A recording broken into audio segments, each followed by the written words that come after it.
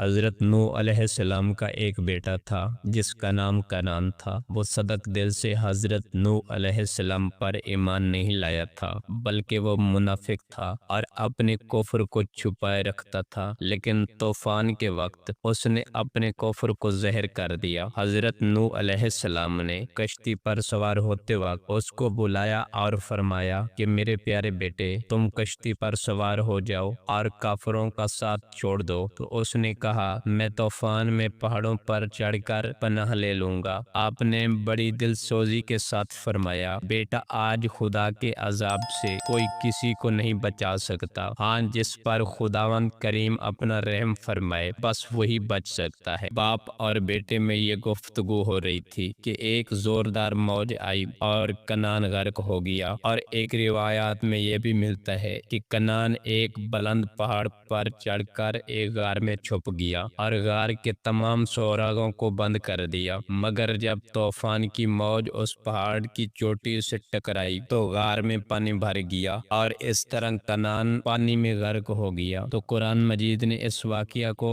کچھ اس طرح بیان فرمایا ہے، جس کا ترجمہ یہ ہے، اور نوح علیہ السلام نے اپنے بیٹے کو پکارا اور وہ اس سے کنارے تھا، اے میرے بچے، ہمارے ساتھ سوار ہو جاؤ اور کافروں کے ساتھ نہ رہو۔ وہ بولا، اب میں کسی پہاڑ کی پناہ لیتا ہوں، وہ مجھے پانی سے بچا لے گا۔ نوح علیہ السلام نے کہا، آج اللہ کے عذاب سے کوئی بچنے والا نہیں مگر وہ جس پر رحم کرے، اور ان کے بیچ میں موج اڑا لے آئی اور وہ ڈوبنے والوں میں ہو گیا۔ بیٹے کو اپنے سامنے اس طرح غرقوب ہوتے دے کر حضرت نوح علیہ السلام کو بڑا صدمہ پہنچا، اور حضرت نوح علیہ السلام نے باری تعالیٰ میں عرض کیا، اے میرے پروردگار، میرا بیٹا کنعان تو میرے گھر والوں میں سے ہے اور تیرا وعدہ سچا ہے اور تو حاکم الحاکمین ہے۔ تو اللہ تعالیٰ نے فرمایا کہ اے نوح علیہ السلام، یہ آپ کا بیٹا کنعان آپ کے ان گھر والوں میں سے نہیں ہے جن کو بچانے کا ہم نے وعدہ کیا تھا، لہٰذا اے نوح علیہ السلام، تمہارا یہ سوال ٹھیک نہیں ہے، اس لیے تم مجھ سے ایسی کسی بات کا سوال نہ کرو جس کا تمہیں علم نہیں ہے۔ تو حضرت نوح علیہ السلام نے کہا، اے میرے پروردگار، میں تیری پناہ چاہتا ہوں، میں تجھ سے کسی ایسی بات کا سوال نہیں کروں گا جو مجھے معلوم نہیں ہے، اور اگر تو مجھے معاف فرما کر رحم نہ